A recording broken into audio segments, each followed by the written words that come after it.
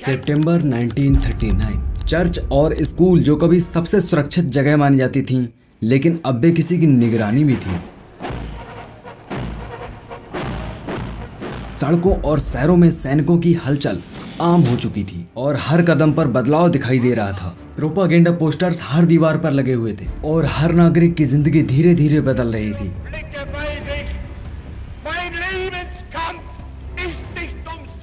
Minority, पढ़े लिखे और अलग सोच वाले लोग हर रोज नए खतरों का सामना कर रहे थे। शहर, घर और स्कूल अब उन लोगों के लिए डर और नियंत्रण का प्रतीक बन गए थे। और उसी समय एक ऐसे आदमी की एंट्री होती है जिसने अपने विचार और भाषणों के माध्यम से पूरे देश को अपनी इच्छा के अनुसार ढालना शुरू कर दिया।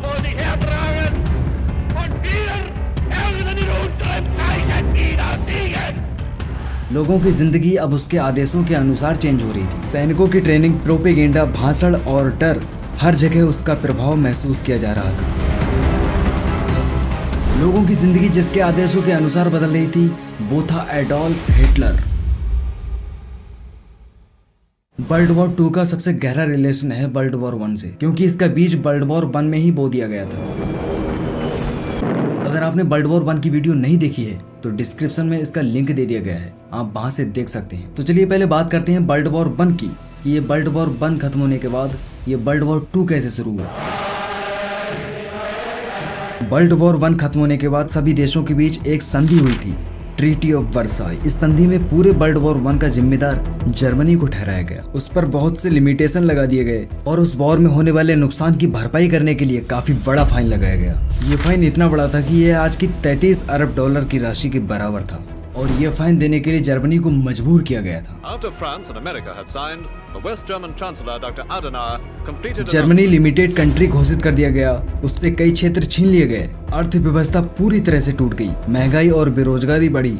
एल्सेक और लॉरेन फ्रांस को लौटाना पड़ा, सायरलैंड को 15 साल के लिए लीग ऑफ नेशन को देना पड़ा। जर्मनी के कई क्षेत्र पोलैंड, बेल्जियम और डेनमार्क जर्मनी से छीन लिए गए। जर्मनी की सेना 1 लाख सैनिकों तक सीमित कर दी गई। टैंकों, तोपों और हवाई जहाजों पर रोक लगा दी गई। नौसेना और सबमरीन्स पर प्रतिबंध लगा दिए गए। इन सभी समस्याओं से जूझ रही जर्मनी की जनता पूरी तरह से आक्रोशित हो गई थी। वो खुद को बहुत ही अपमानित महसूस कर रहे थे। लोग टूटी अर्थव्यवस्था, बेरोजगारी और गरीबी से जूझ रहे थे। और इसी बीच 1933 में एंट्री होती है दुनिया के सबसे बड़े तानाशाह एडोल्फ हिटलर की। 30 जनवरी 1933 में एडोल्फ हिटलर को जर्मनी का चांसलर घोषित किया जाता है। ये वो समय था जब ट्रीटी ऑफ वर्साई और आर्थिक संकट जर्मनी में अपना गहरा असर छोड़ चुके थे।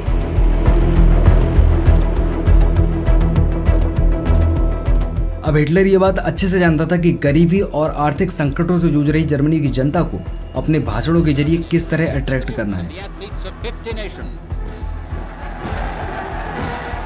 और उसने यही किया। जर्मनी ट्रीटी ऑफ वर्साई और आर्थिक संकट के बोझ के नीचे दब चुका था। शहरों की गलियों में बेरोजगार लोग कतारों में खड़े थे और लोग अपने भविष्य को लेकर चिंतित थे। इसी समय हिटलर ने अपना प्रचार पूरी ताकत से फैलाना शुरू कर दिया। रास्ते, चौक चौराहे, स्कूल और चर्च, हर जगह पोस्टर और अखबारों में जर्मनी की जनता को ये कहानी सुनाई गई कि देश अपमानित हुआ है।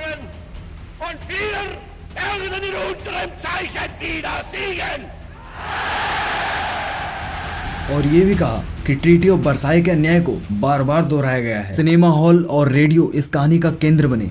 छोटे शहरों और दूरदराज गांवों तक रेडियो पहुंचाया गया। लोग अपने घरों में बैठकर सुनते और हर शब्द उनके मन में राष्ट्रीय अपमान और बदले की भावना पैदा करता।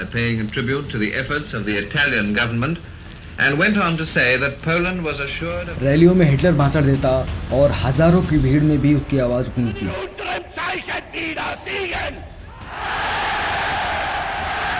ऐसे और एसएस की उपस्थिति में जनता ने भय और वफादारी दोनों पैदा किए। लेकिन संदेश साफ था कि जर्मनी की ताकत और गौरव अब केवल एक नेता में सुरक्षित है। स्कूल और युवा संगठन भी इस प्रचार का हिस्सा बने। हिटलर यूथ में बच्चों को नए विचार और राष्ट्रीय भावना में प्रशिक्षित करता।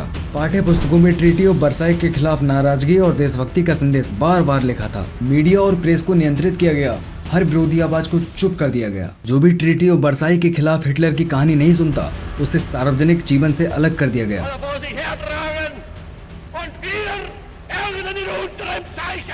इस पूरी प्रक्रिया में जर्मनी की जनता को ये विश्वास दिलाया गया कि ट्रीटी ऑफ वर्साई ने जर्मनी को इस हाल में छोड़ दिया है। बेरोजगारी और आर्थिक संकट केवल उसके कारण है और समाधान केवल एक ताकतवर, एकजुट और नेतृत्वकर्ता के पास है। प्रोपेगेंडा ने केवल विचार तैयार नहीं किए बल्कि समाज के हर हिस्से को युद्ध की दिशा में मोड़ दिया।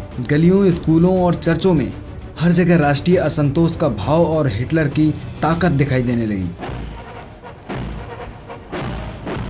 और आखिरकार ये रणनीति काम कर गई। जनता का विश्वास, भय और वफादारी एक साथ जुड़ गई। हिटलर ने न केवल सत्ता पाई बल्कि पूरे देश की सोच, जीवन और भविष्य पर अपना नियंत्रण स्थापित कर लिया और इसी नियंत्रण ने वर्ल्ड वॉर 2 की आग भड़काने की नींव रखी।